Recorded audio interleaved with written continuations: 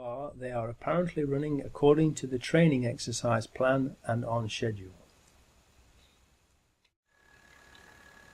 Fifth chapter title: The Ghost Trains. Unfortunately for the people who have organized the event, the train that the 4 Muslim actors are supposed to catch, the 0740 AM train to King's Cross Thameslink, has been cancelled, and the next one too, so they cannot possibly make it in time to catch the tube trains that they were supposed to catch as part of the training exercise. The best laid plans of mice and men often go awry, as the hand of God interferes. In spite of official confirmation that the 0740 AM train was cancelled and the next one too, the Home Office report still contains the lie that the non-existent 0740 AM train was the one that the 4 Muslims caught.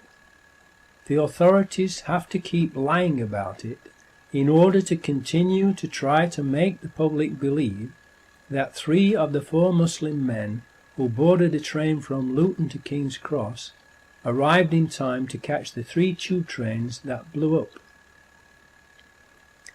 In doing so, the authorities make it perfectly clear that the truth of what happened that day is of no importance to them.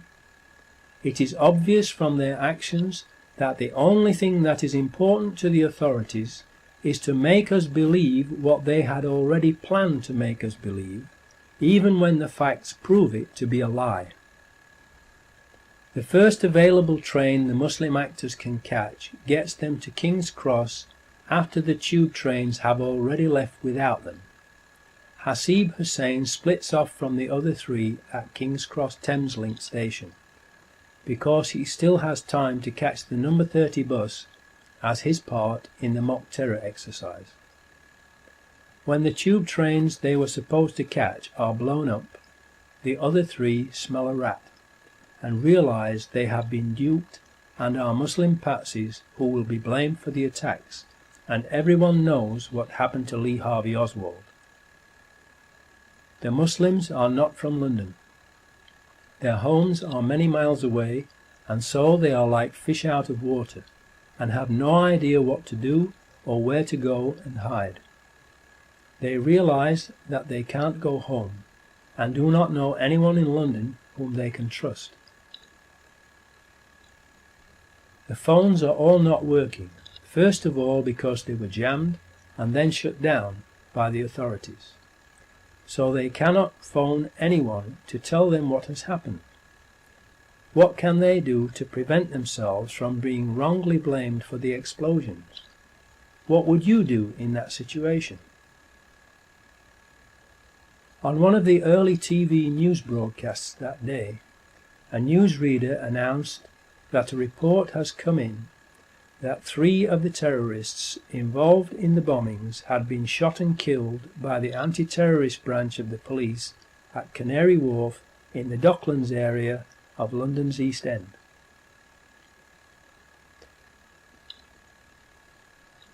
The announcement was made only once and never repeated for obvious reasons. How could suicide bombers possibly have survived the tube train bombings and then been in the Docklands to be shot? In a New Zealand Herald newspaper article, it says that 2 people were shot dead outside the HSBC building, and in Canada's Globe and Mail newspaper, only 1. There is another newspaper report that the police shot a suicide bomber outside the Credit Suisse First Boston Bank, which is approximately 1,400 feet or 467 yards away from the HSBC building, measured door to door. The 2 buildings are very different in both shape and size, and 467 yards apart, and thus they are not easily confused with each other. Police were yesterday probing reports a man had been neutralized outside Canary Wharf. It is believed the man was shot dead by police marksmen outside the Credit Suisse First Boston Bank, South London Press. That means that the police shot and killed at least 3 suicide bombers in Canary Wharf on 7/7/2005.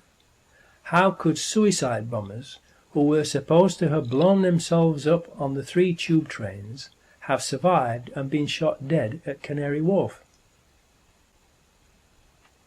If we have at least 3 of the 4 suicide bombers shot dead at Canary Wharf, and we know they weren't on the tube trains that blew up, because the 07:40 AM train from Luton to King's Cross was cancelled that day, then we have overwhelming proof that they did not blow the tube trains up, and that the blowing up of the 3 tube trains was an inside job.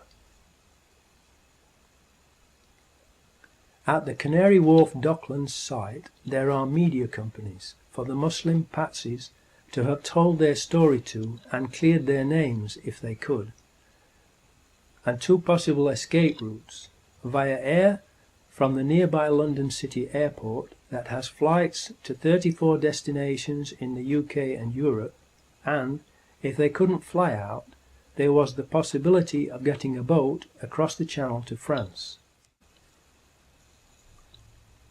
6th chapter title: The Number 30 Bus. The 4th Muslim backpacker, Hasib Hussain, who has been blamed for the number 30 bus bombing, is reported to have been seen wandering around London, going into McDonald's and eating a beef burger. He is reported to have tried unsuccessfully to contact the other 3 by phone on Euston Road outside King's Cross at 08:55 AM, but the phones were not working because they were first of all jammed and then shut down by the authorities. What happened to him? He was the youngest of the 4, only 18 years old, and described, by those who knew him, as a gentle giant. Therefore he was possibly the least worldly wise, and he was also on his own in a strange city and a long way from home. He might not have realized he was in danger of being framed as a patsy, believed all the chaos around that part of London was just part of the mock terrorism exercise that he was part of, and so just continued with his assigned role, which was to board a certain double-decker bus at an appointed time and sit at the back of the top deck. A double-decker upon which a large advertisement for a play had been placed on one side, reading, "Outright terror, bold and brilliant."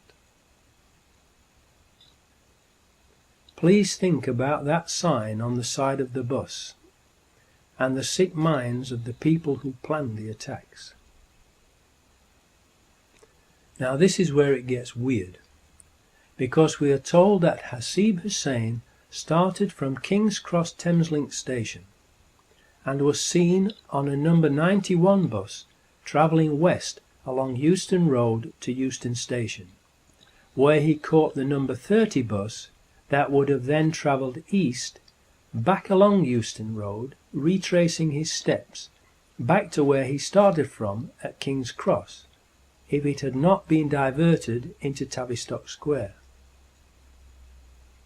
Why would someone carrying a large, heavy backpack do that, unless he was following a script, written by someone who knew in advance that that particular number 30 bus, registration LX03BUF, would be diverted into Tavistock Square, and that Hasib Hussain would therefore not be able to get on it at King's Cross Thameslink, which is where he had arrived at on the train from Luton.